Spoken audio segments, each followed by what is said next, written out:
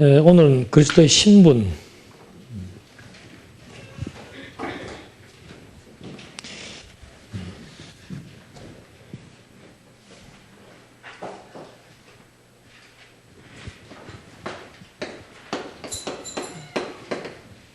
위격,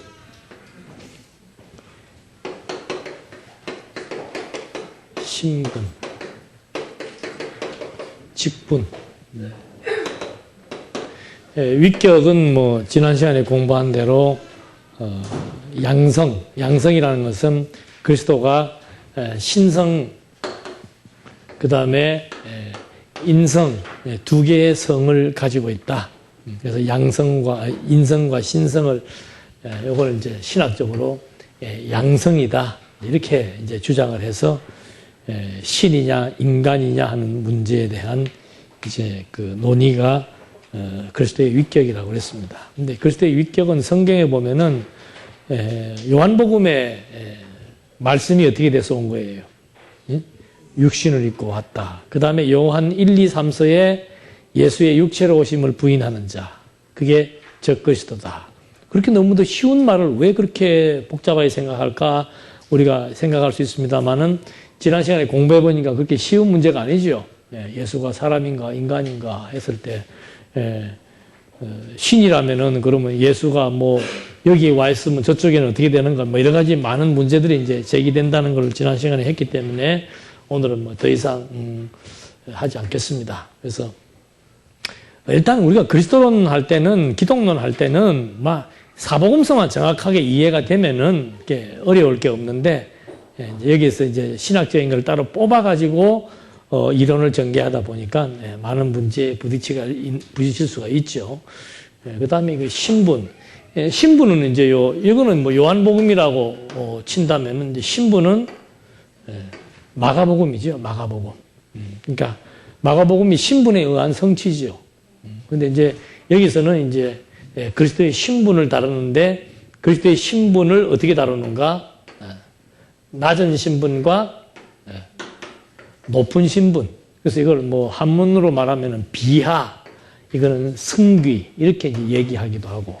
우리는 이제 낮은 신분에 의한 성취, 높은 신분에 의한 성취했는데 낮은 높은이라고 하는 것은 나오고 차이가 뭐예요? 여기에서 말할 때 낮은 신분, 전통 신학에서도 낮은 신분과 높은 신분을 얘기합니다. 그래서 낮은 신분은 예수의 잉태, 그 다음에 출생, 그리고 성장, 생애,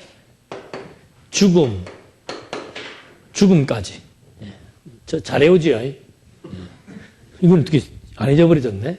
이게 이제 예수의 낮은 신분이고, 높은 신분은 부활,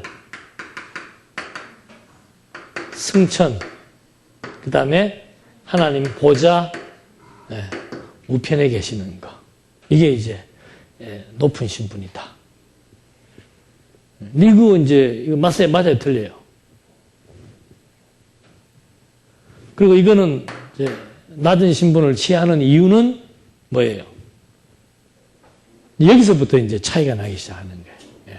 그러니까 낮은 신분, 높은 신분을 이제 분류하는 거는 뭐 크게 문제가 안 되는데 예수께서 낮은 신분을 취하시는 이유가 뭐고 높은 신분을 취하시는 이유가 뭔가?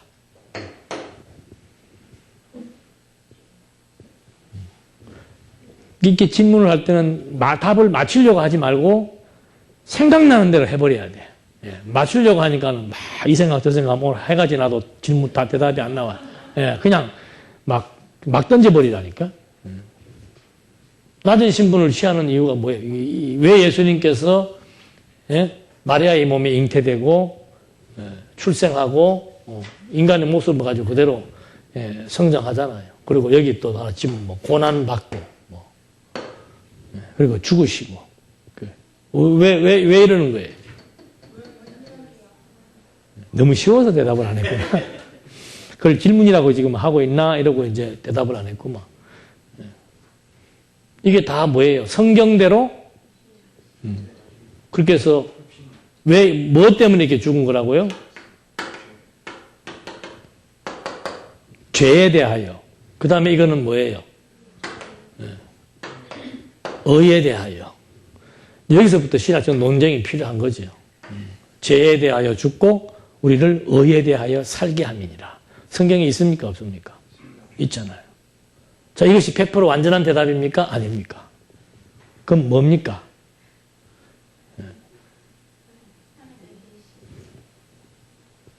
모든 건 다 계시지요? 아까 대답하대?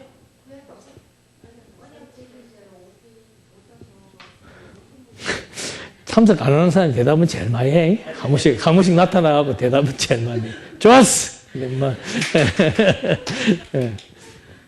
뭐라고요? 네. 네. 그 약속하신 대로 이루시는 하나님을 계시하십니다. 그러면 성경에는 왜 그러면 로마서에 나온다고 죄에 대하여 죽고 우리를 의에 대하여 살게 하려 하십니다. 이 말은 그러면 뭐 틀린 말이에요.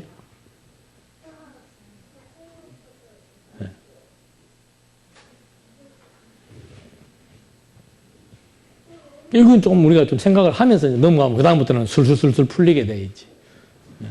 이거 틀린 말이에요? 안 틀린 말이에요? 틀려요? 안 틀려요? 안 틀리죠? 무엇이 어떻게 다르다는 얘기예요?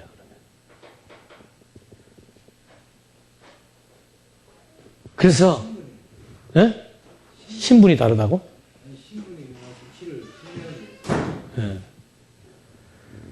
그래서 이렇게 전개해 나가는 맥락. 그래서 우리가 항상 그 구속사 신학 얘기할 때 구속사 신학의 체계하고 언약과 성취에 의해서 전개되는 체계하고 무엇이 어떻게 다른가. 그건 잊어버리면 안 돼요. 그래서 이 신학을 공부할 때는 모든 이론들이 전부 전통신학은 그렇게 출발을 하고 성경신학은 이렇게 출발한다. 기본 원리를 잊어버리면은 이제 자꾸 내가 한쪽으로 몰아가기 시작하면 이게 그걸 맞기는 맞고 저것도 맞기는 맞고 이게 도대체 뭐가 차이가 나는가. 여기에서 자꾸 이제 혼돈이 올 수 있지요. 그래서 요거 몇 번만 이제 다 답습을 하면은 이제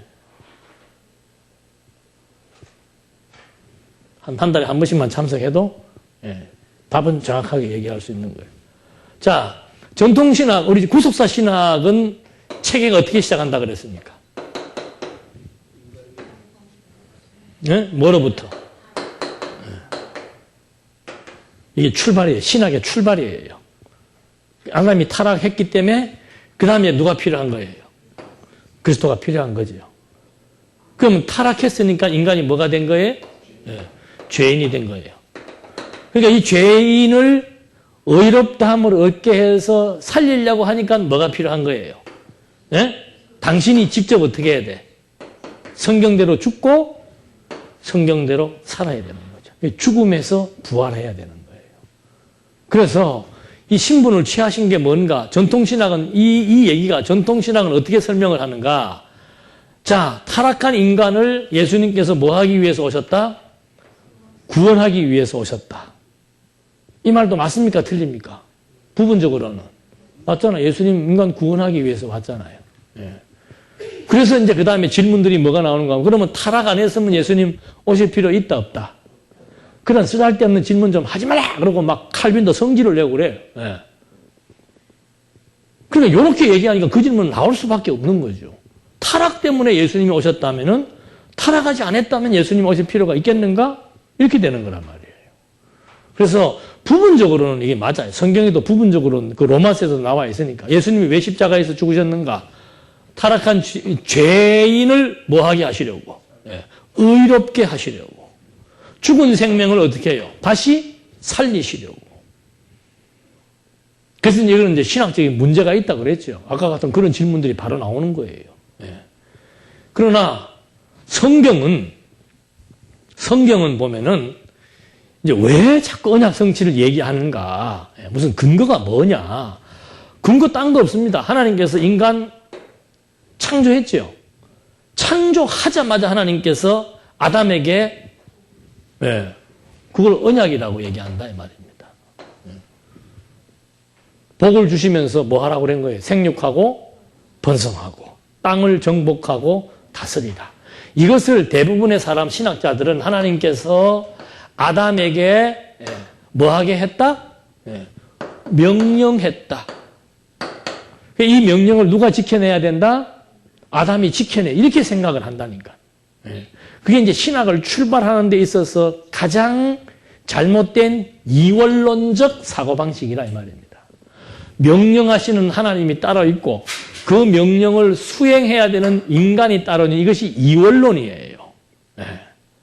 그러니까 하나님은 명령하고 인간이 이제 지키나 안 지키나 보자 이래갖고 결국은 타락을 누가 하는 겁니까? 이제.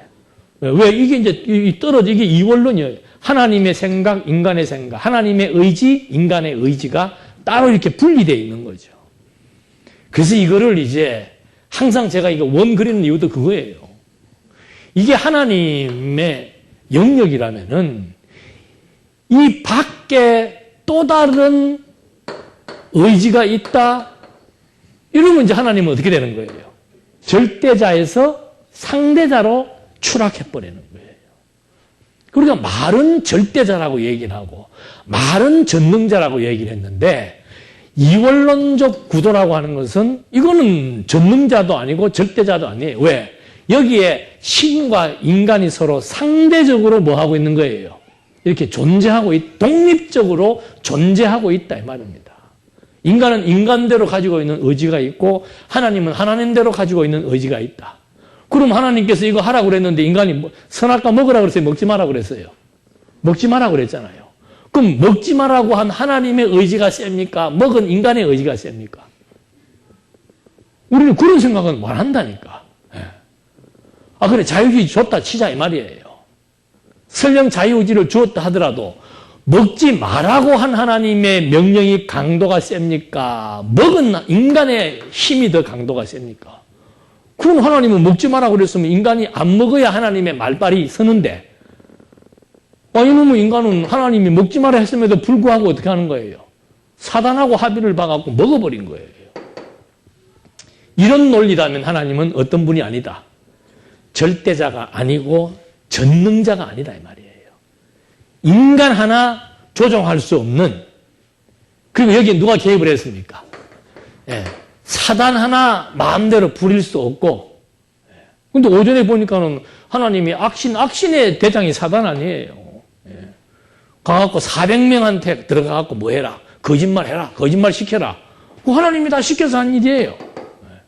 그래서 이 하나님의 영역을 이렇게 정해놓고 이 안에 사단도 있고 인간도 있는 거지 하나님의 영역의 범주를 벗어나서 따로 무엇이 독립적으로 존재하면서 자기 의지대로 자기 능력에 의해서 어떤 일을 행한다? 그게 만약에 가능하다면은 이제 우리는 신을 뭐 달리 생각을 해야 되는 거죠. 그래서 보편적으로 하나님을 어떻게 생각하는가? 인간이 사고를 저질렀잖아. 여기 타락이라고 하는 것이. 예? 하나님은 어떤 분인가? 인간이 사고를 저질러 놓으니까 예수를 해결사로 보내가지고 이 문제를 해결시키는. 그래서 하나님은 항상 딱 우리 어린애들 보면 돼. 애들 앞에 어린애들 쫓아다니면 부모는 뒤에 따라다니면서 뭐예요? 똥 싸면 똥 치우고 어질러면 정리하고 막 하고 돌아다니잖아요. 신을 그런 신으로 오해한다니까요. 그래서 하나님 뭐 어떻게 하면 뭐 이렇게 해주시고 뭐 자기가 다 할 때 하는 일에 대해서 하나님 뭐 해달라는 거예요. 그래서 그런 말을 도와달라는 말 그건 신학적으로 잘못된 얘기예요. 돕기는 뭘 도와요 하나님이. 당신 알아서 다 해나가시는 거지. 그 기도할 때 뭐 하나님 아버지 이번에 뭐 이렇게 하는데 좀 도와주시옵소서. 도와달라는 건 뭡니까? 상대적 개념의 언어예요. 상대적 개념의 언어. 그래서 말 한마디의 개념 하나도 정확하게 포착하게 되면은 이거 얼핏 보면은 맞는 얘기 같지만 이건 직접적으로는 맞아요. 직접적으로는. 그러나 신학적 논리로 봐서 보니까는 이래서 당신이 낮은 신분을 취해야 되고 왜?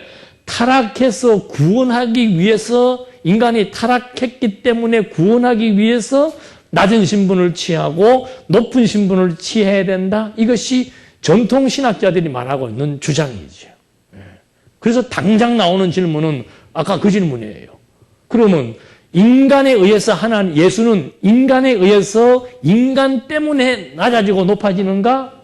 그렇다면은 예수님의 어떤 주권보다 누구 주권이 더 셉니까? 사람이 주체가 되는 거예요.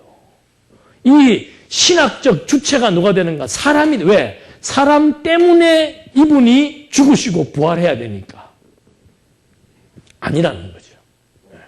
왜 아닌가? 타락하기 이전에 하나님께서 아담에게 뭐 했어요? 언약한 거예요. 이 언약은 절대 명령. 하나님께서 뭘 하라라고 하는 말은 절대 명령입니다. 명령을 하신 분이 그 명령이 이루어지기까지 당신이 다 인격적인 작용을 통해서 생각하고 판단하고 감동하고 결단하기까지 하나님이 인격적인 작용을 다 이렇게 움직이게 해서 하게 하시는 거예요. 그래야 하나님이 모든 것을 하나님이 뭐 하는 거예요? 다 주관하고 섭리한다고 하지. 그리고 우리가 보통 말할 때는 뭐 하나님이 모든 걸 다 한다 해놓고는 현실에 와서는 내가 하는 거 따로 있고 어떻게 해요? 하나님이 하는 거 따로 있고. 아닙니다. 아닌 거 아니에요. 실제 우리는 그러고 살아요. 이런 그렇게 이 명제는 받아들이지만 실제로 살 때 우리가 걱정하고 근심하고 화나는 이유가 뭔가? 하나님의 생각 따라 있고 내 생각이 따로 있어서 그런 거죠. 내 생각대로 안 되니까. 내 마음대로 안 되니까. 그러니까 자꾸 기분 나쁘고 화나고 하는 거죠. 그래서 이 일원론적 체계라고 하는 것은 타락으로부터 하나님이 시작해 나가는 게 아니고 이미 창세 전부터 하나님이 다 뭐 한 거예요. 우리는 성경을 볼 때 그냥 보면 안 돼요. 자기 필요할 때만 쓰면 안 돼. 그러니까 바울은 창세전 그리스도를 통해서 이미 여기에다 뭐 준 것입니까? 신령한 복 줬다 그러잖아요. 신령한 복. 현세적인 복이 아니고. 그 복의 내용을 구체적으로 보니까 구체적으로 아담에게 하나님께서 그대로 세워준 거예요. 그래서 아담에게 주신 복의 내용이 뭡니까? 자손, 땅, 통치 아니에요. 국민, 국권, 국민, 국토, 국권이잖아요. 이것이 나라의 3대 요소예요. 그래서 아담의 타락으로 말미암아 이 언약이 아담을 통해서 성취되는 게 아니고 둘째 아담 그리스도를 통해서 성취하실 하나님의 계획 때문에 요 공백 기간 동안 뭐가 필요한 겁니까? 요 언약은 실로이신 둘째 아담을 통해서 반드시 성취된다. 그 뭘 준 거예요? 증거를 준 거라 그 말입니다.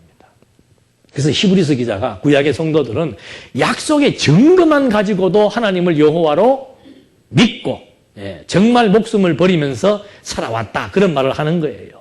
그 약속의 증거도 여기에 실체라면은 요 증거를 우리는 모형이라고 얘기하는 거예요. 모형. 그래서 요 모형의 내용도 모형의 이 증거도 요 복에 대한 내용은 똑같아야 되는 거예요. 그래서 하나님이 아브라함 부르자마자 아브라함에게도 똑같이 뭐 줍니까? 큰 민족을 이루어주겠다. 그리고 가나안 땅에서 살게 해주겠다.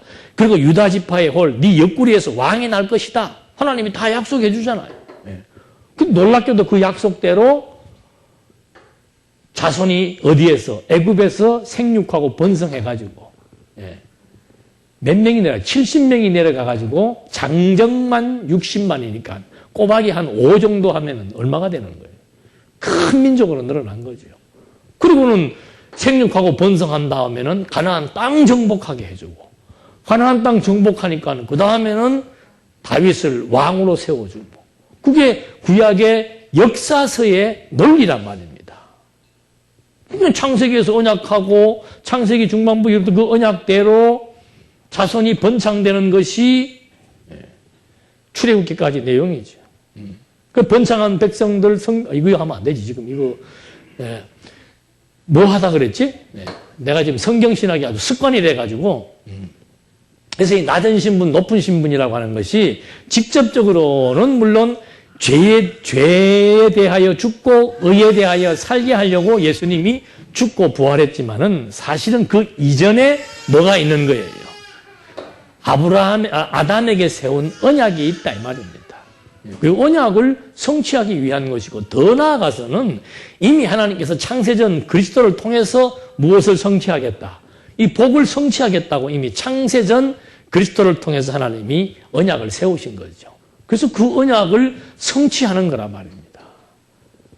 그 언약을 성취하기 위해서 성경대로 처녀의 몸에 성령으로 잉태했고 그 언약을 성취하기 위해서 성경대로 베들레헴에 출생을 했고 성경대로 성장하고 그의 모든 생애가 다 성경대로 그리고 고난받고 죽음에 이르는 것도 죽음에 죽으시는 모든 과정도 전부 성경대로예요. 그 성경대로라고 하는 말은 다른 말로 하면 뭐예요? 하나님의 언약대로. 그래서 예수님께서 언약을 뭐 한 겁니까? 다 이루었다. 그래서 죄에 대하여 죽기 위하여 낮은 신분을 취하신 것. 근본적인 것은 뭔가? 하나님의 언약을 뭐 하시려고? 성취하시려고 낮은 신분을 취하셔서 내가 성경대로 낮은 신분을 취하셨으므로 누구이다? 그리스도를 증명하기 위한 것이지 죄인을 의인 만들기 위한다고 하는 것은 그리스도 증명 이후에 나타나는 지엽적인 사건이라 그 말입니다. 그러니까 역시 이것도 마찬가지예요. 왜 죄인을 의롭다고 하는 겁니까? 예수님이 죄인을 의롭다 하시는 이유가 뭐예요? 타락했기 때문이 아니고 이미 창세 전부터 어떻게 하기로? 자기 백성으로 삼았기 때문에 타락과 관계없이 하나님과 맺은 언약은 어떻다? 영원히 변치 않는다. 그래서 이것이 하나님이 어떤 분이신가? 언약을 세우시고 그 언약을 인간의 타락과 상관없이 영원히 성취하시는 여호와이시다. 이게 신존재 확정이란 말입니다. 그렇게 해서 예수께서 낮은 신분을 취하신 것이고, 그러니까 그거에 대한 마가복음의 내용이 뭡니까? 신분에 의한 성취잖아요. 본래는 하나님인데 그 하나님이 낮은 신분과 높은 신분을 취하셨다. 왜냐하면 그 낮은 신분을 취하시는 것도 구약의 언약을 성취하기 위한 것이고 높은 신분을 취하시는 것도 구약의 언약을 성취하기 위한 그 언약을 왜 성취하시는가? 구약의 언약대로 예수가 낮은 신분과 높은 신분을 취하셔서 하나님의 아들 그리스도이심을 우리에게 확정시키려고. 그러니까 이 결론은 꼭 인간의 죄 용서, 인간을 의롭다 한 그건 지엽이 근본은 뭔가? 그리스도 확정이에요. 그리스도 확정. 그래서 예수가 그리스도이신 것을 깨달아 믿게 하니까 이제 거듭나고 중생해서 죄인을 의롭다고 하나님께서 판정해 주시는 거죠. 그걸 우리는 칭이라고 얘기한다 이거죠. 그래서 이것이 얼핏 들으면 뭐 전통신학에서 이거야 뭐 보면 다 알아요. 별것도 아닌 것 같지만은 항상 따지고 들어요. 왜 부활하셨나? 왜 승천하셨나? 왜 하나님의 보좌 우편에 앉아 계시는가? 그 여러분들이 지루할 줄 모르지만은 그 요즘 사복음서 강의하면서도 계속해서 제가 근거를 놓치지 않잖아요. 그 왜 그런가? 전부 근거예요. 그 근거는 바로 뭔가 언약이라 이 말입니다. 그래서 잉태, 출생, 성장, 죽음, 부활, 성천, 하나님의 보좌 우편 이게 전부 다 하나님의 언약을 성취하시는 거예요. 그래서 내가 누구이다? 하나님의 아들 그리스도다. 그것이 계시의 주된 목적입니다. 그래서 그리스도 성취예요. 그리스도 성취.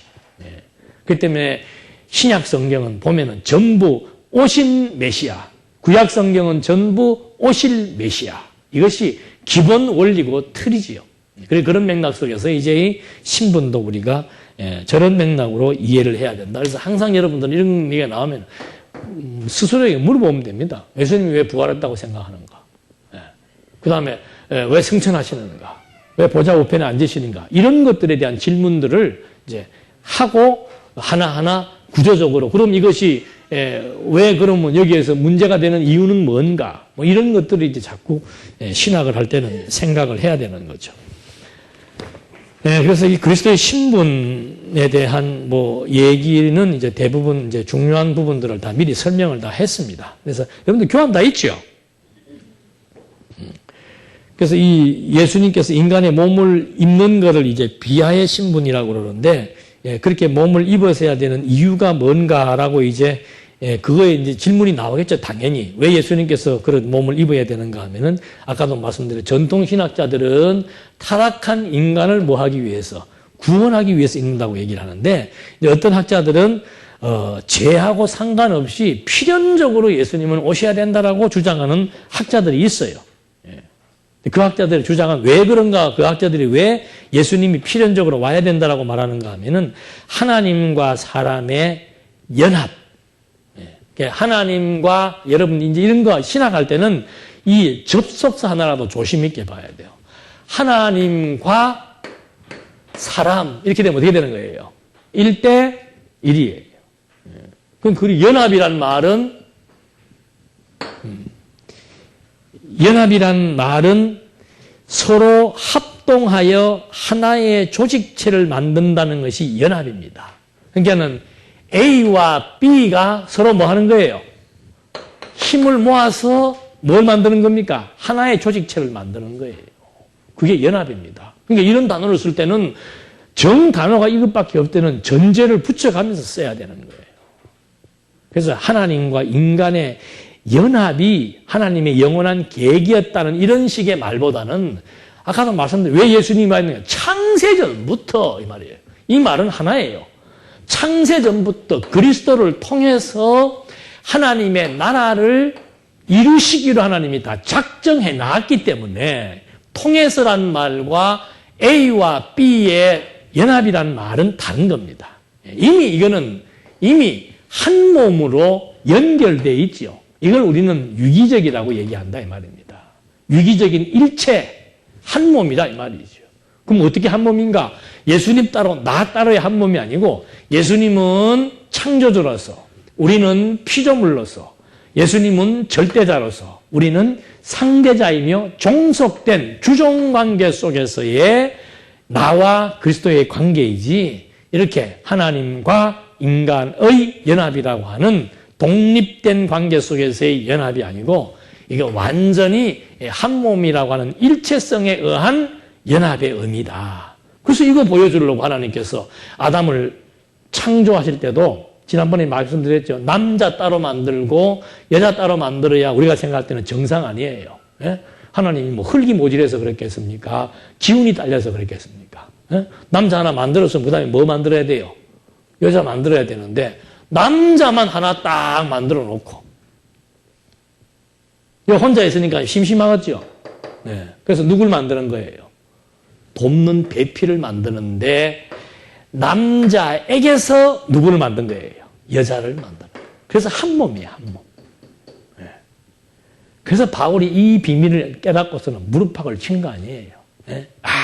이게 바로 무엇에 대한 비밀이다. 네. 그리스도와 교회. 그리스도와 교회. 네. 교회란 하나님의 나라예요. 그러니까 이게 신령한 나라잖아요. 아브라함에게는 이스라엘이라고 하는 눈에 보이는 나라를 통해서 역사했다면 교회란 뭔가? 하나님의 나라가 교회예요. 그래서 이걸 신령한 언약이라고 생각하는 거죠. 그런 맥락 속에서 이렇게 일체감이라고 생각을 하고 이건 정말 창세전 하나님의 계획을 성취하기 위해서 그래서 하나님은 영원하신 분이라는 사실을 우리에게 알게 하기 위해서 이제 필요한 것을 여기는 언어 사용과 개념이 쫙 이제 이원론적으로 나와 있죠. 여기 이원론이라고 하는 게 참 무서운 게 아까도 말씀드렸습니다만 여기 하나님이 있고 여기 사단이 있고 여기에 인간이 있는 거예요. 이게 삼각관계야. 보통은 이렇게 생각을 하는 거예요. 네. 그래서 막 인간도 때로는 하나님의 속을 썩이고 특히 이 사단은 막 평생 사단의 임무가 뭡니까? 하나님 속 썩이고 인간 괴롭히는 거 이렇게 생각을 했어. 네. 사단이 마치 그냥 막 모든 만물의 영장인 줄로 알고 기도할 때마다 뭐 물러가라. 아니 우리가 사단 물러가란다고 물러갈 사단 같으면 걱정을 안 하지. 뭐 이렇게 비싼 밥 먹고 힘을 빼는지 모르겠어요. 물러가란다고 안 물러가요. 사단을 마음대로 호령할 수 있는 것은 누구밖에 없을 때가 성경에 보니까 예수님밖에 없어요. 당신이 하나님의 아들 그리스도이기 때문에 마음대로 사단을 호령하고 막 그래서 이런 것들이 바로 이분법적인 구도지요. 여기에서는 해결 안 되는 겁니다. 그러니까 인간이 뭐 해야 돼요? 사단도 물리쳐야 되고 하나님한테 요구도 해야 되고 그게 신앙생활 할 때 복잡한 거야. 여러분은 이런 신앙생활을 한 가지 안 하는 것만도 정말 행운인 줄 알면 돼. 사단 때문에 신경 안 쓰나 우리는요? 그렇잖아요. 사단 때문에 신경 쓰는 게 아니라 누구 때문에 신경 써요? 남편하고 아내 때문에 신경 쓰지. 예. 아내 때문에 신경 쓰는 분은 별로 없지만 남편 때문에 신경 쓰는 분은 많잖아. 남편 보고 이놈저놈 할 수는 없으니까 그냥 싸잡아가지고 사탄아 물러가라 해버리면 뭐 딱 좋은 거지. 그래서 이런 구도 이것들은 정말 신이 어떤 존재인지 몰라서 그런 거죠. 그래서 이 그리스도의 신분 가운데서 비하의 신분이라 이런 것들이 전통신학에서는 타락 때문에 해야 된다고 얘기하고 또 일부 어떤 신학에서는 하나님과 사람의 연합관계라고 얘기를 하기도 하지만 우리는 이 모든 것들이 하나님의 영원한 작정에 기초해서 아담에게 세운 언약을 그리스도로 성취하게 해서 예수가 그리스도이심을 확정시키기 위해서다. 뭐 이런 정도만 아시면 됩니다. 그 다음에 뭐 여기도 보면은 뭐 예수가 죽으신 게 뭐 영으로 죽었나 육으로 죽었냐 뭐 신성이 죽었냐 인성이 죽었냐 이런 얘기들 나오는데 그런 질문들은 이제 지난 시간 거 들어보면은 정확하게 다 이해가 될 수 있습니다. 그 다음에 승기의 신분 이것도 뭐 똑같은 얘기예요. 승기라고 하는 것이 뭐 신이 죽었다가 부활하는 것이 승기다. 사람 이름 같으네. 근데 왜 그러면 높아지는가? 뭐 이런 거. 뭐 이런 거 다 아까도 다 말씀드린 데서 다 포함되는 거예요. 그러니까 이렇게 나오면은 부활도 누구 때문에? 타락한 인간 때문에. 이제 성천은 당신이 이제 하나님이니까 이게 따로따로 해석을 하는 거예요. 부활은 타락한 인간 구원시키려고 당신이 부활했고, 성천은 이제 하나님의 보좌 우편에 자기가 권세자라는 거 이제 보여주는 거고. 그런 차원이지만 우리는 다 하나의 맥락이 하나의 맥락. 성경은 부활도 성경대로, 승천도 성경대로, 하나님의 보좌 우편도 성경대로. 그래서 뭐 승기라고 하는 것도 별로 그렇게 크게 뭐 다뤄야 될 부분들은 뭐 처음에 설명드린 것만 여러분들이 이해하시면 되고,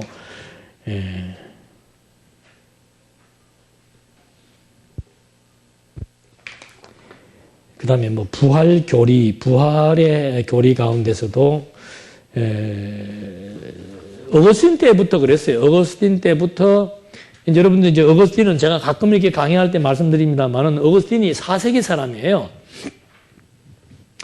이 신학의 중요한 인물들이 있습니다. 사도들 빼고는 4세기에 어거스틴이 굉장히 이 사람이 아주 신학의 중요한 개념과 논리들을 많이 여기서 언급을 해놨습니다. 그 다음에 이제 12세기에는 토마스 아퀴나스라고 하는 사람이 등장을 합니다. 이 사람이 어거스틴의 신학적 기반 위에서 가톨릭 신학을 체계화시킨 사람이에요. 그 다음 이제 16세기에 가면은 칼빈이 나옵니다. 또 독일 가보니까 독일에서는 칼빈 얘기하니까 별로 안 좋아하더라고요. 독일은 막 어쨌든 간에 누구겠어요? 루터가 훨씬 개혁적이고, 루터는 별로 쓴 책이 있기는 있지만은 그렇게 칼빈처럼 조직적이고 논리적이지 못했어요. 그러니까 이 16세기에는 존 칼빈이 완전히 이제 어거스틴에 기초한 개혁주의 신학을 체계화시켰고, 아퀴나스는 어거스틴을 기초로 해서 로만 카톨릭 신학을 체계화시킨 거죠. 그래서 이 시대적으로 봤을 때 어거스틴, 아퀴나스, 칼빈, 그리고 이제 20세기로 넘어와서는 이제 뭐 신정통주의, 자유주의, 자유주의도 아니고 보수주의도 아니던 중간층, 그게 이제 칼 바르트라고 하는 유명한 신학자가 있고, 그 다음에 뭐 볼코비라고 하는 우리 보수주의 쪽에 짙은 영향을 미치고 있는 그런 신학자, 뭐 찰스 하지 이런 사람들은 보수 진영, 칼 바르트는 이제 자유주의도 아닌 중도 진영, 자유주의는 이제 불트만이라든지 뭐 이런 학자들이 있습니다. 그런 사람들은 성경이 문서의 집합체이기 때문에 성경을 재구성하든지 재해석을 해야 된다. 이런 학파들이 있죠. 그러니까 그런 사람들의 공격 앞에 제가 요즘 이제 그 조직신학 교재를 쓰고 있는데 거기서도 보면은 성경관이 굉장히 중요한데 그 성경관이 중요한 이유가 뭔가 하면은 성경에 대해서 이게 하나님의 말씀이라고 하는 확정된 근거가 없는 거예요. 그러니까 자유주의 신학자들이 저자가 다 다르고 문체가 다 다르고 앞뒤가 안 맞으니까 이것은 편집한 게 분명하지 않는가. 그러니까 편집한 거 내용 보니까 이거 뭐 별의별 내용이 다 들어있잖아, 여기에요. 나 뜨거운 내용들도 많이 들어있고. 그러니까 이런 것들 뺄 거 빼고 정리할 거 정리해서 새로 만듭시다. 그러면은 그것이 아닐 때는 왜 아닌지를 전통신학자들은 말해줘야 되는데 왜 아닌지는 말하지 못하고 그렇게 말하면 안 됩니다. 성경은 하나님의 말씀이라고 성경에 있다는 얘기죠. 그걸 우리는 순환 논리라고 얘기하는 겁니다. 이것이 하나님의 말씀인지 입증해 주시려 하니까는 넘겨가지고 어디 몇 장 몇 절에 하나님이 말씀하여 가라사대라고 나와 있다. 성경은 하나님의 감동으로 기억되었다고 성경에 있다. 이렇게 얘기하니까 이제 자꾸 한쪽으로 세가 약해지게 되어 있는 거죠. 그런 것처럼 이 신학적 사조에서 봤을 때 중요한 학자들이 여기 이제 있는데 이런 것에 의해서 가톨릭 신학자들, 그 다음에 칼빈 신학, 그리고 오늘 우리가 가지고 있는 성경 신학, 성경 신학도 하늘에서 떨어진 건 아니에요. 모든 용어나 개념들은 여기도 지금 직분 나오잖아요. 직분 나오고 신분 나오지요. 이런 것들이 이제 용어, 개념 이런 것들이 근본적으로 다른 것도 있고 또 같은 것도 있고 또 그런 용어를 쓸 수밖에 없는 여건이기 때문에 용어를 쓰지만 용어에 대한 개념과 정의는 다른 거죠. 이래서 이제 부활 같은 문제들도 제가 참 그 말 하려고 그랬구나. 이 부활 교리가 중요한데 이 구속사에서는 예수님이 부활을 반드시 해야 된다. 왜냐하면 예수님이 부활해야 죄와 사망으로부터 죽어버린 자기 백성들을 의와 생명으로 인도할 수 있기 때문이다라고 말하고 있지만 성경은 그게 아니죠. 성경대로 부활했다는 거예요. 성경대로. 그 말은 이미 예수의 부활이 구약에 다 실체적으로 또 때로는 모형적으로 다 언약되어 있다. 그렇기 때문에 내가 부활하심으로써 목적이 뭔가? 그리스도. 그걸 확증시켜주기 위한 것이다. 그 다음에 이제 그리스도가 확정되니까 그 예수를 그리스도로 믿음으로 말미암아 거듭나고 중생해서 영생에 이르게 되는 것은 후차적인 문제고 근본적인 것은 그리스도 확정에 있다. 그래서 이 부활에 대한 것들도 이제 자꾸 우리가 아까도 공부한 대로 뭐 예수님은 빵 가지고도 생명 양식으로 얘기하고 대중들은 뭐예요? 먹는 빵으로 생각을 하고 이 서로 양식이라는 말을 해도 정말 거듭나고 중생시키는 영혼의 양식으로 생각하느냐 그렇지 않으면 먹는 빵으로 생각하느냐 이거는 하늘과 땅 차이예요. 부활도 마찬가지예요. 부활도. 부활이라고 하는 것도 왜 자꾸 혼돈스러운가 하면은 예수님이 부활했잖아요. 예수님이 부활했을 때 도마가 의심을 하니까 뭘 보여줍니까? 십자가에 박혔을 때 손에 못자국 난 구멍하고 옆구리에 창 맞았던 그 흉터를 어떻게 해요? 그대로 보여주잖아요. 그래서 우리도 부활할 때는 육체의 부활을 한다. 예수님이 그렇게 부활의 모델을 보여줬기 때문에. 그럼 이렇게 되면 많은 문제가 야기돼요. 물에 빠진 사람은 죽어갖고 어떻게 돼요? 둥둥 붓잖아요. 그럼 그 사람 부활할 때, 이게 육체의 부활이라고 말은 잘못 해석을 해보면 마지막 죽기 직전의 모습으로 뭐 한다는 거예요? 형체가 마지막 죽기 직전의 형체로 나타난다는 거죠. 야, 그럼 보기 싫지. 대부분 정상적으로 가시는 분들은 한 80, 요즘은 100세까지 본다는데, 100세쯤 되면 얼굴이 어떻게 되는 거예요? 얼굴, 몸, 이제 다 망가져버려. 그럼 부활할 때도 어떻게 부활하는 거예요? 이러고 부활하는 거야. 안 하고 말지. 안 그래요? 교통사고로 죽은 사람은 어떻게 부활할 거예요? 천국 가면 복잡해. 기부세가 생기는 사람도 있고, 그러니까 그 사건에 대한 의미를 지금 파악을 못하니까 성경을 제일 위험한 사람들이 문자적으로 해석하는 사람들이 그걸 문자주의라고 그러는데 굉장히 위험한 거예요. 여러분 어떻게 부활했으면 좋겠어요? 예수님이 왜 그럼 그렇게 부활을 한 거예요? 부활의 모습이 그럼 뭐예요? 부활의 모습. 아니 그럼 예수님이 부활을 할 때 지금 바울이 말하는 것처럼 신령한 몸, 그 신령한 몸을 인으로 보이겠어요? 안 보이겠어요? 신령한 몸이라고 하는 것은 이 육체의 시각으로 볼 수 있는 몸이 아닙니다. 그럼 예수님이 만약에 진짜 본체, 부활의 본질대로 보여줬다면 예수님이 부활해도 보여요, 안 보여요? 살아서 육을 입고 와서 행동을 보여줘도 유령이라 그러기도 하고 막 귀신이라 그러기도 하고 난리를 치는데 보이지는 않고 베드로야 그래 그러면 어떻게 되겠어요? 그래서 이게 뭔가 하면 내가 너희들이 본 그대로 죽었다가 살아났다.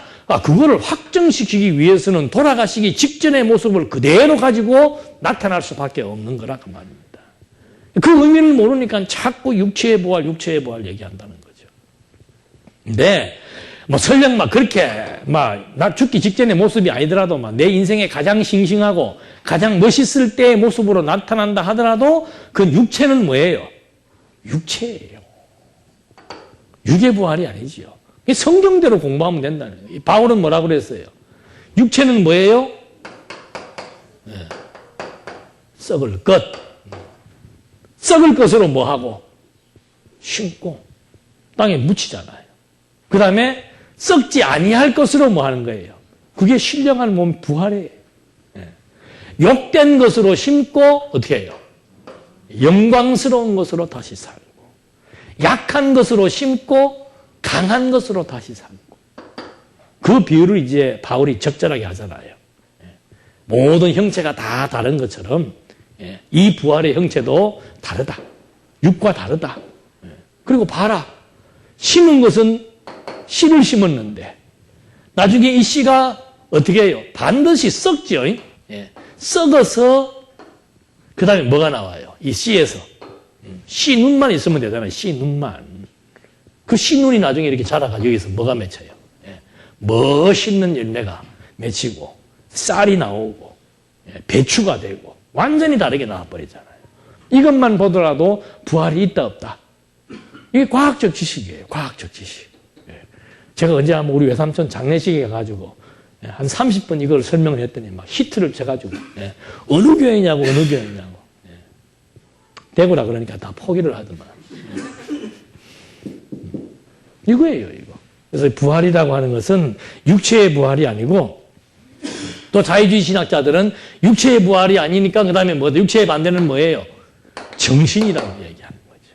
이 사람들은 죽었다가 살아난다는 것 자체를 뭐합니까? 믿을 수가 없는 거예요, 자유주의 신학자들은. 왜? 그게 과학적으로 입증될 수 있습니까? 없습니까? 없기 때문에 그래요. 그래서 이 자유주의 신학자는 참 골치 아픈 게 하나님에 대한 진정성, 신빙성을 전부 과학적 근거만 가지고 그 TV에도 보니까 우리 건강 그 상담하는 프로에 보니까 의사 하나가 그 암 학회에 있는 의사 하나는 막 항상 막 과학적으로 해가 여러 사람 열받더만. 나는 그거 자연식 해가지고 나았다니까요. 근데 그건 과학적으로 근거가 없습니다. 할 말 있어요, 없어요? 얄밉기는 얄미운데 할 말이 없어. 근데 왜 할 말이 없어? 과학이라는 게 다냐 이 말이에요. 그러면 과학적으로 근거되지 못하는 것은 그러면 사실이 아니냐 이 말이에요. 아니에요. 과학적으로 입증하지 못해도 지금 실존하고 있는 세계는 이게 지금 실존이라면 과학적으로 입증한 건 요거밖에 안 된다 그러잖아요. 과학이라는 게 이거밖에 안, 이게 사실이면은, 이게 실존이면은 과학적으로 확인하는 것은 요만큼밖에 안 돼요. 근데 이만큼을 가지고 이거에 대한 사실 진위를 요 기준으로 가지고 판단한다? 그건 말이 안 되는 거지. 어떻게 바둑 1단이 바둑 9단을 가지고 판단할 수 있습니까? 9단짜리가 1단을 판단하는 거지. 컴퓨터에 대해서 아무것도 모르고 껐다 켰다만 할 줄 아는 사람이 컴퓨터에 대해 도사가 지금 알고 있는 그거 내가 모른다고 그것이 없는 거예요? 내가 모른다고 틀린 거예요? 아니죠. 그러니까 성경을 자꾸 과학적으로 성경의 신빙성을 입증하려는 시도 자체가 뭡니까? 그게 잘못된 거예요. 그럼 우리가 무조건 뭐 하자? 과학적으로 입증 안 되니까 우리는 무조건 뭐 하자? 이거예요? 믿습니까?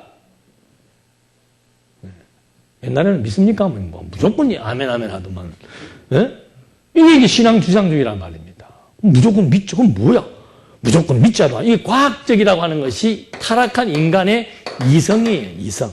내 이성으로 상식적으로 합리적으로 과학적으로 판단되고 실험되고 이해가 되면은 진리고 안 되면은 뭐다? 진리가 아니다. 그건 말도 안 되는 거죠. 어떻게 감히 인간의 타락한 이성을 가지고 인간의 그 좁은 소견을 가지고 좁은 지식을 가지고 좁은 과학적 근거를 가지고 어떻게 이걸 다 판단하고 진리를 알려 하느냐. 그래서 극단적인 이론이 뭔가 하면은 그러면 이 세계를 우리가 어떻게 받아들이는가? 믿자. 이게 신앙지상주의라고 그랬습니다. 그렇게 하려면 성경 이렇게 구절절이도 필요 없어요. 한 몇 장만 있어도 돼요. 믿자로 끝내려면 몇 장만 얘기해 주면 된다니까. 근데 이게 아니고 성경 자체가 가지고 있는 뭐가 있다 그랬습니까? 예. 그게 진리예요. 진리. 예. 부활이 사실이다 아니다. 어떻게 알 수 있는가? 이건 부활은 이 많은 사건 중에 하나입니다. 과학적으로 검증할 수 없는, 과학적으로 입증될 수 있는 것이 훨씬 더 많이 있었어요. 역사적으로. 예. 현존하고 있는 이스라엘만 봐도 그렇고, 예루살렘이 70년에 멸망했잖아요. 예수님이 예언했습니까? 안 했습니까? 예언한 대로예요. 예. 그러니까 예언대로 이루어지고 이 신구약의 역사가 전부 언약과 예언대로 이루어진 사건. 예언대로 이루어지는 것이 10개만 돼도 뭐라고 했습니까? 우주 공간에서 성경은 예언 성취가 예수님으로 통한 예언 성취가 한 300몇 가지 된다고 그래요. 그거는 어느 정도의 확률인가? 우주 공간에다가 어느 과학자가 얘기를 했더만 우주 공간에다가 막 색종이 까만 거 다 뿌려놓고 그 중에 한 장 흰 거 그거 찾는 확률하고 같답니다. 여러분 예언 성취가 우리가 성경 공부할 때 예언대로 성취되고 성경에 하니까 별거 아닌 것 같지만은 만약에 제가 지금 집사님이 가장 염려하고 있는 문제에 대한 것들을 내가 예언해서 이루어졌다. 그럼 나를 어떻게 보겠어요? 김승일로 보는 게 아니고 김신으로 본다니까. 김신. 한 가지만 이루어져도. 근데 지금 300가지 이상이 그것도 지금 이렇게 얘기해서 이루어진 게 아니고 완전히 몇천 년의 기간을 통해 가지고 지금 아브라함 이전은 빼더라도 아브라함 때부터 지금까지 보면 4,000년이에요. 4,000년 동안 예언 성취가 지금 수백 가지가 되는데 그게 지금 믿어진다면은 이 앞으로 뒤에 나타날 사건에 대해서는 자동적으로 믿어지게 되어 있는 거죠. 뭘 통해서? 성경이 진리라고 하는 사실에 대한 논리 체계에 의해서 신빙성이 확보가 되게 되면은 그 다음에 성경을 통해서 하나님이 어떤 분이라고 소개되는 그 하나님의 존재에 대해서도 깨달아 믿어지게 되고 그게 깨달아 믿어지니까 하나님의 약속이 반드시 이루어진다는 것도 믿어지게 되고 그래서 예수님의 재림 이런 미래적인 사건들이 이 전제된 성경에 대한 신빙성과 하나님의 살아계심에 대한 확정 이것이 전제되지 않으면 절대 재림이다 부활이다 무슨 새하늘과 새 땅이다 하나님의 나라다 이런 것들이 믿어질 수가 없게 되어 있다는 거죠. 그래서 성경을 공부한다는 것은 이게 단순한 얘기를 하는 게 아니에요. 가장 근본적인 출발이 뭔가? 성경이 진짜 진리인가?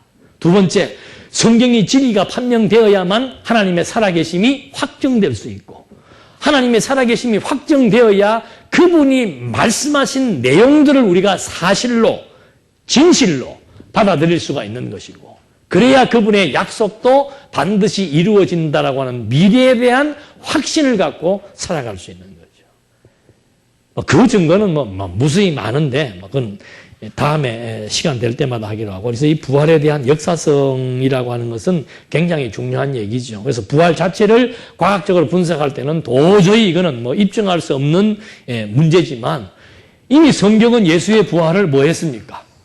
2000년 역사를 통해서 다 한 거예요. 예언하는 거예요. 직접적인 예언도 있고 나라의 역사를 통해서 예언도 예를 들어서 이스라엘 민족들이 홍해 바다를 건널 때 애굽은 죽고 이스라엘은 산다. 그게 예수님의 죽음과 부활에 대한 예표로서의 모형과 그림자예요. 이스라엘 백성들이 바벨론 포로가 된다. 그 역시도 마찬가지고 포로에서 해방되는 것 예수의 죽음과 부활이고 물은 죽이는 것 아니에요. 물속에 죽이고 살리는 노아의 방주도 마찬가지고 홍수로 다 쓸어버리고 죽이잖아요. 그러니까 이번에도 노아 영화 나와서 저도 거의 대단한 영화라 그래서 가서 봤는데 돈만 아깝고 성경대로 하려면 성경대로 하든지 재미를 위주로 하면 재미있게라도 하든지 재미도 없고 성경대로도 아니고 돈이 아까워서 졸지는 못하고 그냥 하나님이 왜 쓸어버린 거예요?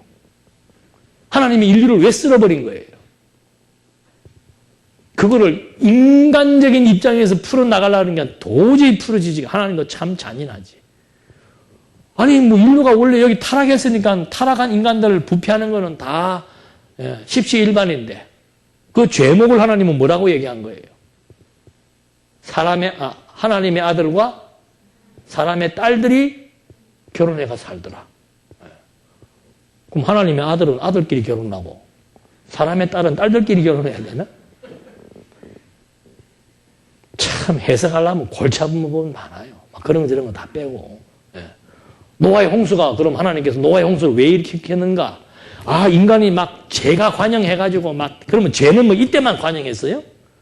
아담 타락 이후로부터 노아 때까지 모든 인간이 다 뭐예요? 죄 중에서 잉태해서, 죄 중에서 출생해서, 죄 중에서 살다가 죄 중에 가는 거예요.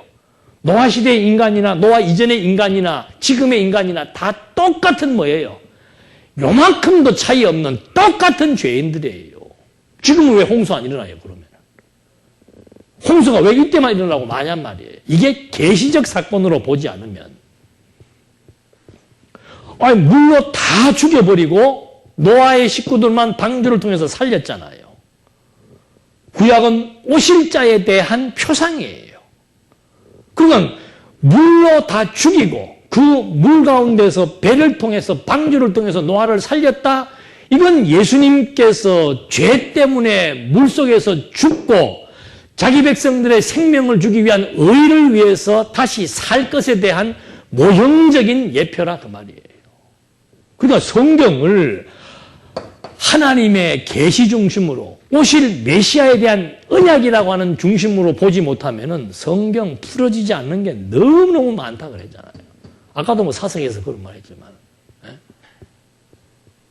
애들이 대머리 보고 대머리라 그러지 뭐. 그때 우리도 보니까는 이 조그만 애 하나가 저기 대구공고 운동장에 가가지고 전두환 대통령 와서 있는 거 보고 그 무시무시한 대통령을 보고 저 아저씨 대머리네 그랬다 그러더만.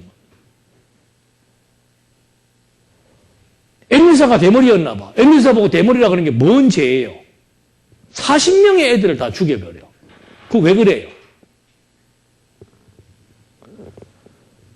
이 계시라고 하는 말은 엄청난 의미를 다 가지고 있는 얘기입니다. 아무데나 계시 하지 마세요. 답을 풀어서 계시라고. 이름으로 계시다 이렇게 얘기를 해야 돼요. 그게 다 계시적 사건들이에요. 계시적 사건들. 이건 전부 오실 메시아에 대한 계시적 사건이죠. 하나님의 보낸 선지자가 어린아이로부터 희롱당하는 것처럼 하나님의 보내신 참 선지자가 자기 백성들로부터 희롱당하고 조롱당할 것에 대한 뭡니까? 예표로서의 모형과 그림자예요. 엘리사 놀리다가 죽었죠. 40명 죽었죠. 예수 부인하면 어떻게 돼요? 전 인류가 죽습니다. 그거에 대한 예표로서의 모형과 그림자 사건입니다. 그걸 계시적 관점으로 보지 못하고 하나님을 인간학적 관점에서 이해를 해가지고 하나님도 참 잔인하다. 그거 그런 것 좀 했다고 그렇게 막 사람을 막 죽이나? 애굽 사람들은 또 무슨 죄가 있어요? 애굽 사람.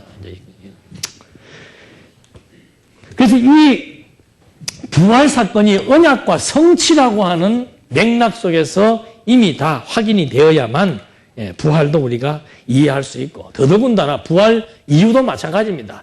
예수님이 부활하고 성천하는 거 우리가 봤어요? 못 봤어요? 본 사람 있으면 얘기 좀 해주십시오. 어떻게 성천했는지. 꿈에서라도 본 사람이 있으면. 자, 예수님 오시기 전까지 아브라함 때부터만 보더라도 2000년이에요. 그리고 예수님의 부활이 이미 다 이 2000년 역사를 통해서 이미 다 언약하고 예언된 대로 죽으시고 부활한 겁니다. 여기서 끝나버린다면 또 의심을 할 수 있죠. 이분이 이제 어떻게 된 거예요? 하늘로 올라가시고 대타를 뭐 한 겁니까? 내려보내는 거예요. 이게 성령이 하시는 일이 뭐라고 그랬어요? 우리는 뭐 부들부들 떠는 사람은 없습니다만은 성령이 하는 일이 뭔가 하면 예수께서 가르쳐 주신 모든 것, 성경에 정확하게 나와 있습니다. 성령이 하는 일이 뭔가 예수께서, 그리스도께서 가르쳐 주신 모든 것, 그리스도가 말하라고 하신 그것만 성령이 지금 가르치고 깨닫고 생각나게 한다고 요한복음에 나와 있잖아요. 그래서 성령의 주된 사역은 뭔가? 전부 그리스도 증거예요. 그리스도 증거. 그런데 이 성령이 와서 예수님은 또 언제 온다 그랬어요? 마지막 끝날이라고 그랬습니다. 이 기간이 약속의 기간이에요. 근데 이 기간 동안 아무 일도 없으면 똑같아요. 아담이 타락한 이후로부터 예수님이 오실 때까지 아무런 약속의 성취의 사건이 없으면 아무도 못 믿지요. 그래서 이 약속의 증거를 이스라엘 민족에게 준 거 아니에요. 여기도 똑같아요. 예수님이 가시면서 뭐라고 약속했습니까? 다시 온다고 약속한 거예요. 그리고 내가 와서 너희들을 심판해서 생명부활과 사망부활을 하게 할 것이다. 약속을 했어요. 그렇게 해놓고 예수님은 갚아버리고 나면은 아무도 믿을 수가 없지요. 근데 누구를 보냈어요? 성령을 보내가지고 계속해서 예수님의 미래적인 약속에 대한 신빙성을 얻게 하기 위해서 이미 되어진 모든 일들을 계속해서 성령이 가르쳐 주는 거예요. 예수의 모든 사역이 전부 하나님으로부터 왔고 하나님의 언약을 성취하기 위해서 왔는데 이렇게 성취하셨다.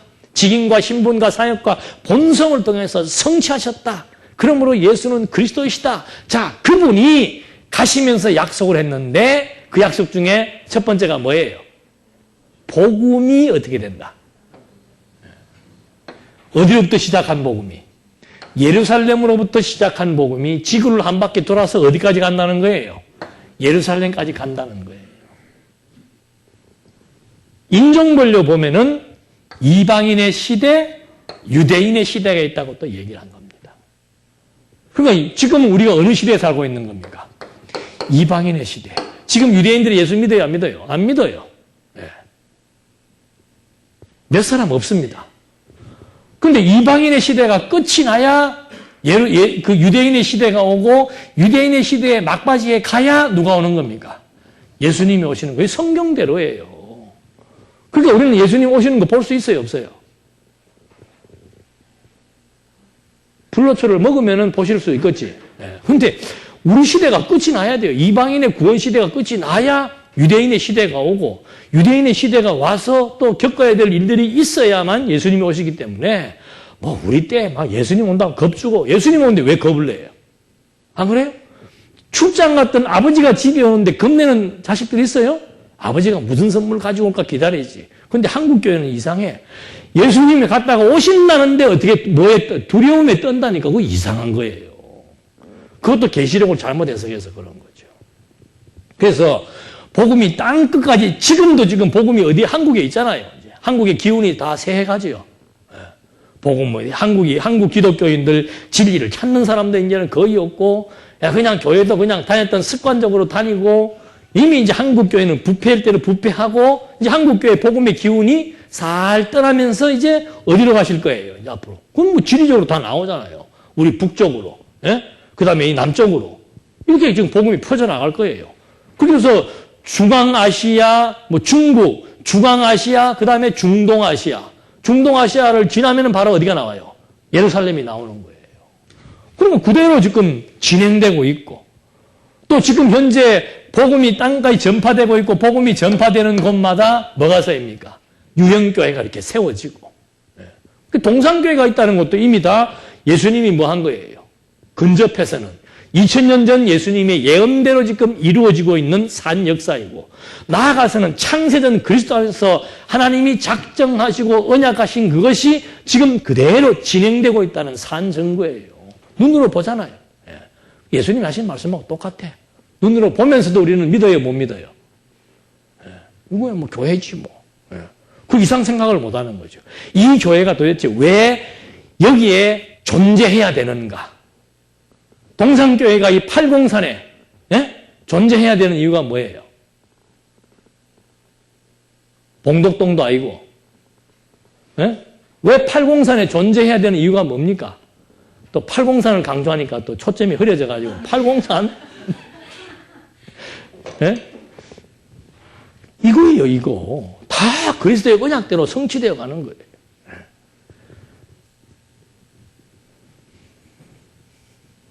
그리고 요한계시록에 보면 여기 이제 또 뒤에 요 부분들, 근접하는 부분들이 나오잖아요. 천재지변들, 막 쓰나미와 같은 저런 사건들, 사람이 기절한다 그러잖아요. 그리고 종교 권세와 정치 권세. 아까 얘기 들으니까 미국에서 한국 오는데 1시간 만에 온답니다. 좀 있으면. 건강, 운동 열심히 해가지고, 우리 오래오래 사십시다. 아침에 뉴욕 갔다가 뉴욕에서 점심 먹고, 오후에 한국에 돌아오고 이러는 시대가 지금 그 비행기가 있답니다. 아까 우리 그 이의지 성도님이 그 얘기 하시더라고요. 그런 일이 왜 벌어지겠어요? 우리 비행기 타고 여행 댕기라고. 여행 댕기는 것도 댕겨야지. 근데 근본적인 거는 뭐예요? 뭐라, 또 자신있게 대답 안 하네, 이제. 무한계시록 뭐라 나와? 미국을 1시간 만에 간다고? 그리고. 그래요? 근데 저 기억이 안 나는데, 나중에. 왕래가 빨라진다. 왕래가 빨라지는 것도 맞지, 뭐. 근데, 이 지금 그 말은 무슨 의미가 됩니까? 이 전 세계가 하나의 문화권에 들어오고, 하나의 영역에 들어오고, 그러다 보면 하나의 힘에 의해서 뭐가 된다? 움직여진다는 거지. 그래서 이 세계가, 결국은 짐승 권세가 전 세계를 뭐 한다는 거예요? 다 지배한다는 거죠.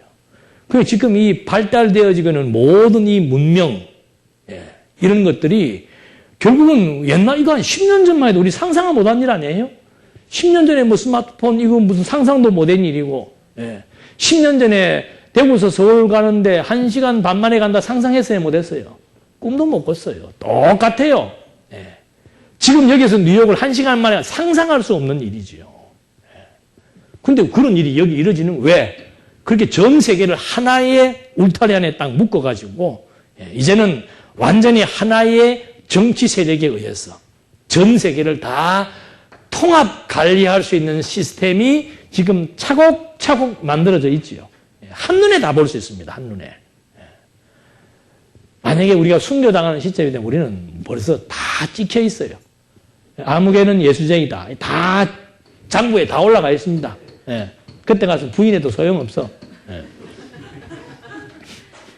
이 시대가 아니라서 다행이지. 이 시대 우리 산다면은 나중에 다 순교당해. 조사하면 다 나와요. 조사할 것도 없어. 엔터 하나만 치면은, 지금은 치는 거지만 그때는 치는 것도 아니고 눈만 깜빡해도 어떻게 해요? 지금 우리 다 손으로 하잖아요. 그때는 뭐, 이 입김만 가지고 후 해도 어떻게 해요? 내 보고 싶은 정보가 다 떠올라요. 과거, 하나도 못 숨겨. 다 나와. 왜? 죄 지은 게 많구만. 이런 과학들이 이게 그냥 되어지는 게 아니에요. 모든 문화, 과학, 경제, 뭐 국방, 이런 모든 거, 나라와 나라의 경계선이 어떻게 된다고 그래요? 이제 다 허물어진다고 그러잖아요. 이미 유럽은 허물어졌고, 너무너무 신기하더라니까요. 관광버스가 여기 딱 보면 팻말이 이렇게 나와 있어.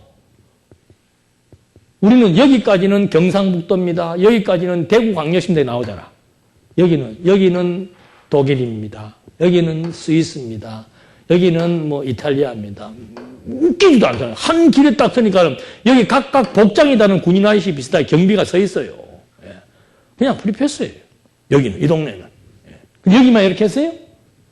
비자고 여권이고 다 필요 없어요. 이제는 막 정말 칩 하나 딱 꽂아 놓으면은 그 인생은 이제 태어나서 죽을 때까지 쫙 통계가 다 나오죠. 이런 것들이 요한계시록에 예언된 것들이 하나하나 지금 우리 눈앞에서 펼쳐져 있고 보기 시작하고 사람의 마음도 읽어내는 기계. 꼼짝 못하죠. 그래서 이런 것들이 이제 결국은 부활 자체를 가지고 우리가 검증해서 분석해서 믿을 수는 없습니다. 아직은 과학이 그 단계까지 못 가기 때문에. 그러나 성경의 진리성, 하나님의 존재, 그리고 예언의 성취, 이런 것들을 지금 이제 하나하나 검증하면서 이건 진짜로 가능한 얘기고 뭐 다른 건 없습니다. 부활 하나만 설명을 들어도 형체 다른 거 심으니까 다른 게 나와요, 안 나와요? 우리는 썩으면은 없어진다는 관념을 가지고 있지만 자연 생태계는 뭐예요? 썩으면은 뭐가 나와요? 다른 형체를 가지고 있는 게 나타난다니까. 이건 지금 완전히 형체예요, 형체. 이 껍질이라니까요. 우리 이 껍질 안에 뭐가 있습니까? 이 껍질 안에. 영혼이 있는 그것이 지금 나예요. 이 껍질이 나가 아니고. 그러니까 사람이 죽어도 죽어요, 안 죽어요? 안 죽어요? 죽었는데 안 죽어.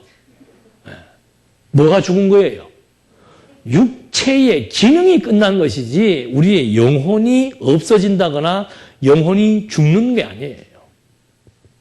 영혼은 아예 그리스도를 통해서 중생한 살아난 영혼, 죽은 영혼 두 개 하나로 되어 있는 거지. 그래서 마지막 종말론에 가면은 개인의 죽음, 개인의 삶 이런 것들이 나오는데 여기는 이제 기독론이니까 부활에 대한 역사성 입증 문제가 여기에서 소개되고 있습니다. 뭐 성천도 마찬가지고 예수님의 성천도 이미 구약에서 엘리야의 성천, 모세의 성천 뭐 여러 가지 다 많죠. 하나님의 우편에 앉으심, 그 다음에 그리스도의 직분, 여기에서는 제가 개념만 설명하고 마치겠습니다. 직분과 직임. 아이고, 새벽에 이것 때문에 제가 새벽에 일어나가지고 그 스마트폰 가지고 막 찾아보면서 정리를 했는데, 국어적으로는 직분 그러면은 내가 이 말을 왜 드리는가 하면 여러분, 우리 신약에 보면 마태복음이 뭐예요? 직임에 의한 성취죠. 근데 직분에 의한 성취도 됩니까? 안 됩니까?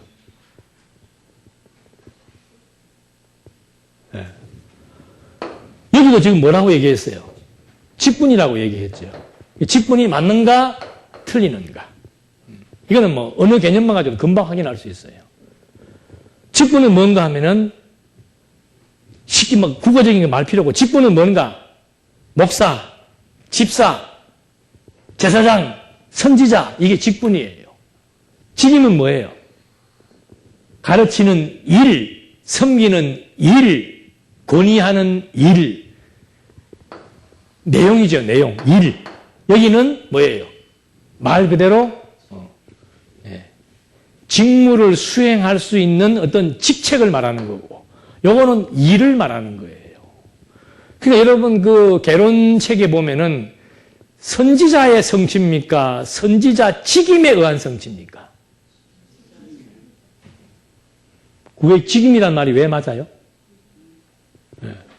예수님이 선지자로서의 모든 구약에 언약된 선지자의 뭐를? 직임, 일을 그대로 뭐 하신 거예요? 성취하시는 거죠. 선지자를 성취한 게 아니고, 예를 들자면 선지자의 모든 관계된 일, 제사장의 모든 관계된 일. 그러니까 선지자 직임, 왕 직임에 의한 성취, 제사장 직임에 의한 성취. 그 말도 긴데 그냥 제사장에 의한 성취해버리면 될 텐데 왜 직임이 들어갔는가. 이런 것들이 다 용어 하나하나가 분명하게 차이가 난다라고 하는 거. 그래서 지금 여기는 뭐 그리스도 직분이라고 나와 있어서 직분이라고 했으면은 선지자 직 이러면 안 되지요. 직임이라고 해야 선지자 직 이래야 되는데 여기는 제목은 직분이라 해놓고 내용의 주제를 가서는 선지자 직이라고 얘기를 해놨어. 여기는 직임이라는 말이 더 정확하다고 볼 수 있죠. 그래서 이 직분이라고 하는 것도 이 직분 가운데서 이제 딱 세 가지 직분이 나오잖아요. 삼직, 선지직, 왕직, 제사직이죠. 그 삼직이 중요한 이유가 뭐예요? 삼직이 중요한 이유. 네? 기름 부어서. 그러니까 아까 말씀드린 대로 그 틀이라고 하는 것을 우리가 잊어버리면 안 됩니다. 삼직, 사직도 아니고 오직도 아니고 뭐예요? 삼직이다. 이거 이제 하나로 말하면 통치직이죠. 나라를 이게 관리하고 섭리하고 해 나가는 통치직인데 여기 이제 선지, 왕, 제사장이 있죠. 이게 이제 전부 다 역사성을 지금 확인시켜 주는 겁니다. 물론 그리스도 성취죠. 그리스도 성취인데 이 삼직이라고 하는 것 자체가 이스라엘의 역사를 통해서 우리에게 언약한 거예요. 선지자를 세울 때, 왕을 세울 때, 제사장을 세울 때 어느 나라에? 이스라엘에 하나님의 언약대로 세우신 이스라엘 국가에 있어서의 통치자들을 선지자, 왕, 제사장을 세울 때 기름을 부었다.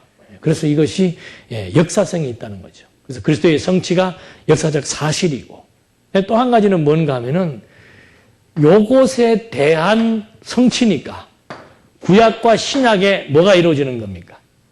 연결, 고리가 만들어지는 거예요. 구약 따로 신약 따로가 아니고 직임에 의한 성취이기 때문에 구약의 직임을 그리스도로 성취함으로 말미암아 구약과 신약이 어떻게 해요? 하나로 연결되어 있다는 연결성을 여기서 확인시켜 주는 겁니다. 그래서 이 구약은 이제 선지직, 왕직, 제사직은 전부 뭡니까? 모형적이에요. 모형적. 그래서 선지직, 왕직, 제사직에 대한 실체를 누구를 통해서? 그리스도를 통해서 이루어지는 겁니다. 그래서 마태복음에서 보면 다 나오잖아요. 예수님 막 산에 올라가지고 그것도 입을 열어서 그런 표현들. 그렇잖아요? 그냥 가르쳤다 그러면 되는데 산에 오르사 입을 열어 말씀하여 가라사대. 근데 구약의 시편이 보니까는 산에 올라가 그냥 가르치는 게 아니고 뭘 열어서. 그런 것들이 다 성취되는 거예요. 선지직의 내용, 왕직의 내용, 제사직의 내용. 특히 제사직 같은 경우는 히브리서에 뭐로 나옵니까? 실체로 나와요. 그래서 이 히브리서의 논리 구조는 모형과 실체의 구도입니다. 모세, 아론, 천사 전부 모형이에요. 누구에 대한? 그리스도에 대한 모형입니다. 그 다음에 제사, 그거 전부 그리스도로 드리실 산제사에 대한 모형이에요.